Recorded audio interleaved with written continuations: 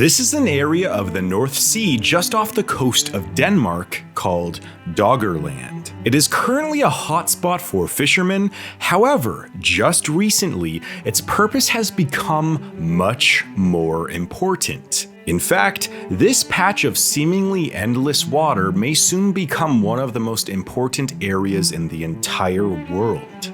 You see, this spot right here could single-handedly shift the balance of power for the entire world, while also making some countries rise to the level of superpower and make others end their reign of world dominance.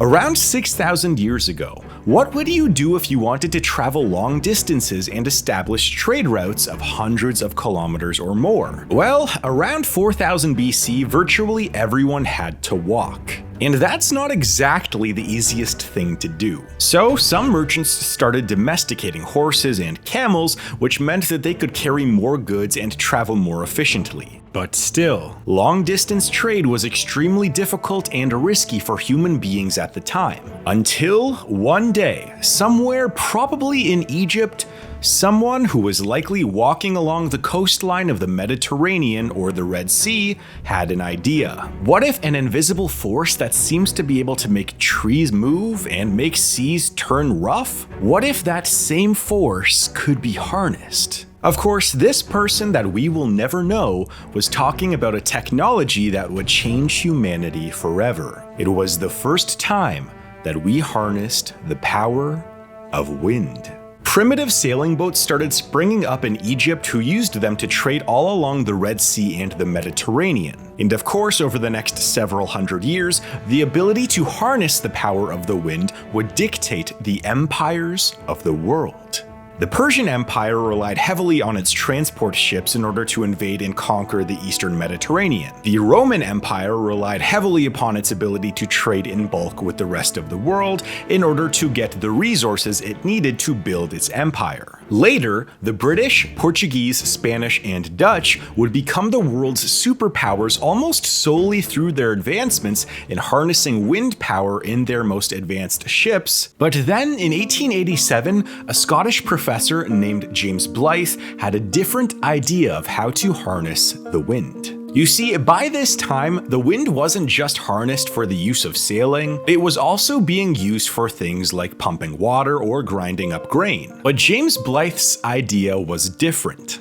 He saw that the world was adapting to a newly discovered technology called electricity. So he thought maybe he could use his cottage's windmill to produce some of that electricity. And well, that's what he did. And after he successfully produced electricity from his windmill, he offered this gift of his electricity to the town that his cottage was in, which was called Marykirk. However, the town politely declined his offer, saying that this was clearly the work of the devil. But of course, as we can see almost 150 years later, that didn't stop the rest of the world from becoming electrified. Right now, most of the electricity in the world is generated by coal, gas, or oil. There was a brief moment in time when nuclear energy may have been on a trajectory to become the world's best and most efficient energy source. However, you can essentially point to the day where those dreams were crushed, which was April 26, 1986. The day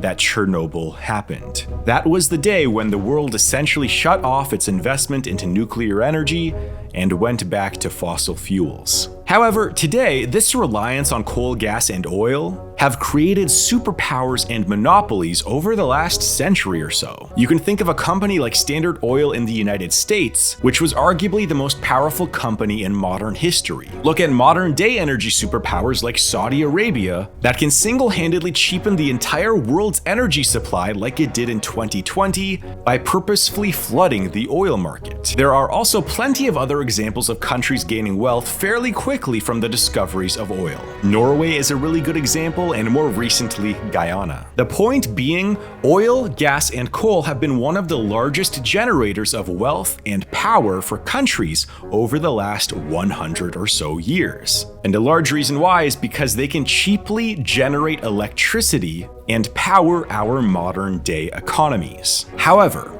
in 2021, something changed. If you were to take a look at the cheapest sources of energy, you may find something that surprises you. See, despite the talk about how coal is super cheap, and how solar is a super fast-growing industry, wind is actually becoming the cheapest growing energy source in the world and is growing just as fast as solar energy. In fact, there are several nations around the world that are placing massive bets that wind will be the energy source of the future. Not solar, not coal, not oil, not even nuclear. The same power source that has helped dictate the superpowers over the last 6,000 years may do the same thing once again. As it turns out, China has actually been investing heavily into large wind mega projects over the last decade. The Gansu wind farm is a $17.5 billion mega project that became operational in 2010 and has been expanding ever since. Right now, the wind farm can power roughly 7.5 million homes in China and is by far the largest wind farm in the world. In fact, some officials in China have said that the Gansu wind farm has turned the Gobi Desert from a lifeless and, well, deserted place to a place of unlimited treasure. This wind farm, in combination with several others in China, have catapulted China from being a place with zero electricity generated from wind in the 1980s to being by far the #1 wind power in the world today. However, there is one small country that might have as much say as any other in who becomes the wind power of the world. Remember that isolated area in the North Sea called Doggerland? Well, that might soon become not just the largest wind farm in the world, but the largest power plant in the world. In 2021, Denmark announced a basic framework for building a 10 gigawatt wind farm in Doggerland that would make it by far the largest wind farm in the world and the 8th largest power plant in the world. However, recent studies have suggested that the expansion of this project could very reasonably make it produce more energy than any other power plant on the planet. And just in case you're curious, the largest power plant in the world today is actually the Three Gorges Dam in China. But there is a possibility that with the construction and expansion of Denmark's wind farms in the North Sea, that 100 million European households could have their electricity needs met by this one wind farm alone. That's not even accounting for a litany of other wind projects taking place in the European Union, like the Hornsea project of the United Kingdom and the Baltic Eagle project in Germany.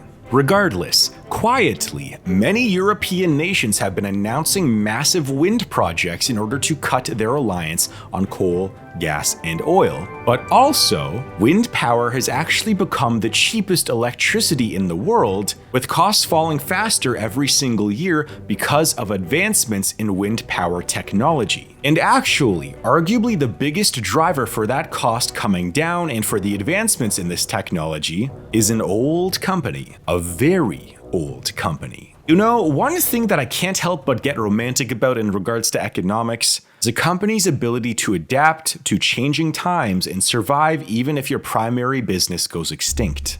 If you were to take a look at the top companies in the United States in 1917, you would see a list of some companies that are still around today and some companies that have long since disappeared. US Steel, AT&T, Standard Oil, and International Harvester were amongst the largest companies in the United States at the time. But there was also one company on this list that was also changing the world in 1917 and is also changing the world today. And that company is General Electric. General Electric, or GE, was a company founded by Thomas Edison, Charles Coffin, and J.P. Morgan in 1892. And over the course of the 20th century, it had its hands in a few fields like transformers for electricity, many household appliances, telecommunication, and a bunch of other things. However, during the late 2000s, GE, which was once the 4th most valuable company in the United States, had fallen out of the top 300 most valuable companies and was becoming more irrelevant by the year.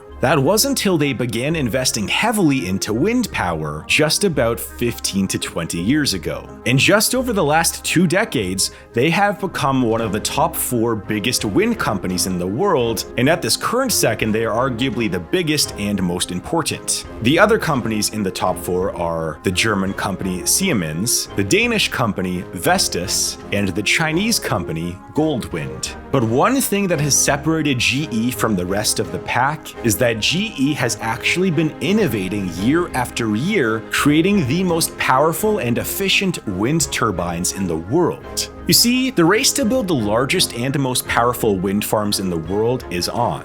And the nations that innovate and expand in this field first, they become energy independent, making their economies less reliant upon the current energy superpowers. And maybe if they produce enough energy, they may make themselves a new energy superpower, especially if a nation like Denmark ends up becoming the largest supplier of energy for the European Union. But also, many of these companies and nations are helping set up their wind farms in other countries to try and swoop up as much market share as possible and control the wind energy market. For example, many of Canada's wind farms are actually owned by American and French companies. Many of China's wind farms consist solely of German wind turbines from the company Siemens. And General Electric has been rapidly expanding into India, as India has nearly tripled its wind power output since 2015 and is looking to try to become a global leader in wind power by 2040. In a sense, wind turbine manufacturers and the nations that they belong to might soon become the next energy superpowers, as many nations look to rely heavily upon wind energy in order to power their country. Now, it is worth mentioning that even though wind seems to be one of the front runners for being the future of the world's energy supply, there are some downsides. For example, some years there's just less wind, which is something that Denmark experienced just recently.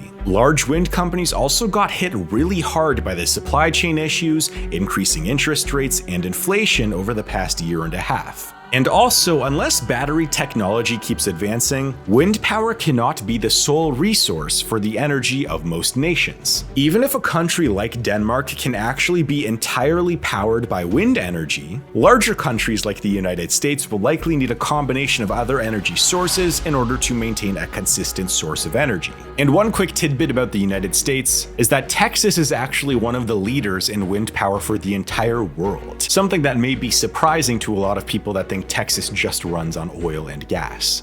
But who knows, maybe in the year 2050, we will look at Denmark the same way we look at Saudi Arabia today. Maybe General Electric becomes one of the largest companies in the world once again. And maybe, just maybe, the same energy source that allowed humans to first trade with each other, explore over long distances, and create the greatest superpowers the world has ever known, might actually be the same energy source that brings humanity into a new age, just like it has many times over the last 6,000 years. If you liked this video, I have a documentary playlist with a ton of other videos just like this on there, so make sure to click on that playlist, and I will see you guys there in my next video that you click on in just a few seconds.